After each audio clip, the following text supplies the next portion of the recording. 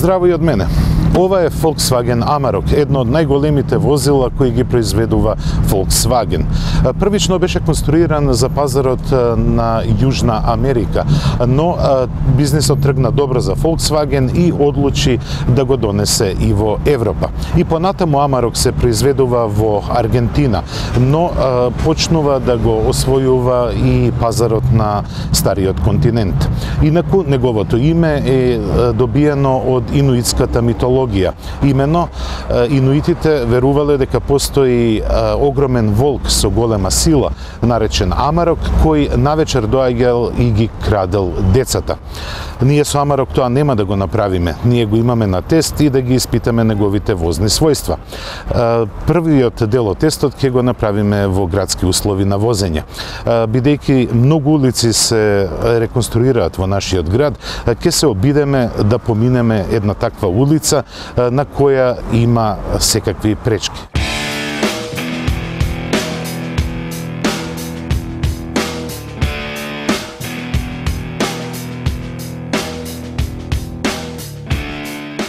Amarok е новодојден во лукративната класа на пик-апи.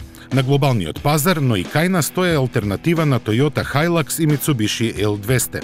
Со агресивна интерпретација на типичниот Volkswagen ладилник, 6-степен менувач, погон на сите тркала, блокада на средишниот и задниот диференцијал и новиот дволитрен TDI со 2 турбини, тој се наметнува како логично решение.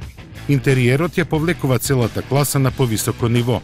Споредено со патничките возила на Volkswagen, Amarok има скромна спецификација. Печатокот го подобрува високото ниво на завршна обработка, груби, но добро обложени површини и одличната возачка позиција.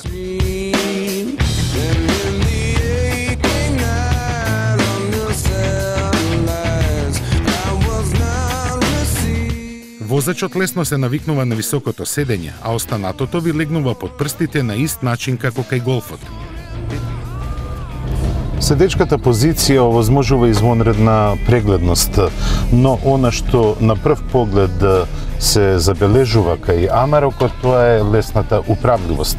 Иако е огромен и има нешто помал радиус на движење на тркалата, тој е направен добро да се снаоѓа во градскиот метеж. Единствено робусноста и огромната кабина одаваат дека се наоѓате во пик-ап. Сходно на намената во кабината нема место за екзибиции. Се е аптекарски одмерено и подчинето на функционалноста. Тој е наменет за тешка работа и издржливост. По вокација пик-ап со двојна кабина, Amarok не може да се пофали со многу простор на задната клупа.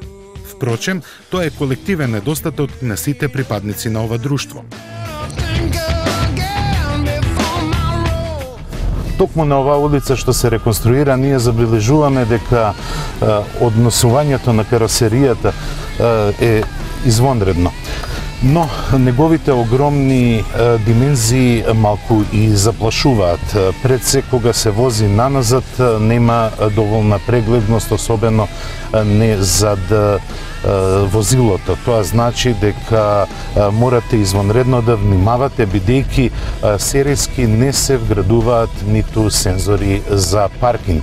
Нерамнините лесно ги поминува и удобноста во кабината е задоволителна. Инаку 2,3 тони тешката каросерија лесно ја движи, а дозволената носивост во товарниот дел е 700 килограми. Тестираниот модел беше опремен со пластичен покрив на товарниот дел. Тој е дел од дополнителната опременост и ја дига цената за 3.500 евра. Вака опремениот Amarok делува застрашувачки. Уште позастрашувачка е неговата техничка спецификација. Под предпоставка дека поголемиот дел од времето Amarok ќе се користи во тешки работни услови, конструкторите на задната оска ставија лиснати пружини. Тоа дозволува поголеми тежински оптоварувања и севкупна издржливост.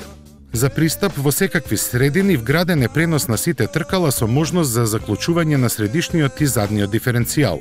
Возењето ги потврди очекувањата. Првичниот впечаток го доби возејки на терен. Amarok е конструиран да доминира во сите услови, па така и на терен. Моќната технологија, подпомогната со електрониката на тешки офроуд услови, бара малку. Потребно е да се усмери воланот во саканиот смер и да се притисне појако педалата за забрзување. Манирите се рафинирани, а возечот ужива во едноставното и предвидливо однесување на каросеријата.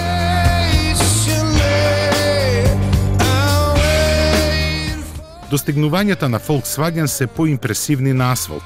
Амарокот не се однесува рафинирано како едно спортско корисно возило, но општиот впечаток е повеќе од добар за пик-ап. Управувањето е добро одмерено, дава добри повратни информации. Понекогаш лиснатите пружини не се однесуваат како што би се однесувале спиралните, но севкупниот впечаток е висок. Ентузијастите кон возењето можеби ќе замерат што во свиоци електрониката се јавува порано отколку што се очекува, но Амарок е стабилен и со исклучена контрола на тракцијата, пружајки благо контролирано однесување со исклучок на најпровокативните маневри. Дволитрениот TDI е најмал во класата на пик-апи. Подпомогнат со две турбини, има на располагање 400 Нм расположиви веќе од 1500 вртежи во минута. Забрзувањата се перманентни, но за претекнување потребно е планирање. Единствениот забележлив проблем во однос на агрегатите со поголема зафатнина е траењето на вртежниот момент. Тука работата ја превземаат турбините. Едната турбина е дотерана за работење при мали вртежи, а другата да го погони моторот во полето на максимална сила кој изнесува 163 коњи. Најпозитивна консеквенца од намалувањето на зафатнината е економичноста и еколошката ориентираност. Амарок на нашиот тест потроши просечни 10,3 литри на изминати 100 километри. И за крај, во ниту еден случај Амарок не го препорачуваме за градско возење без паркинг сензори.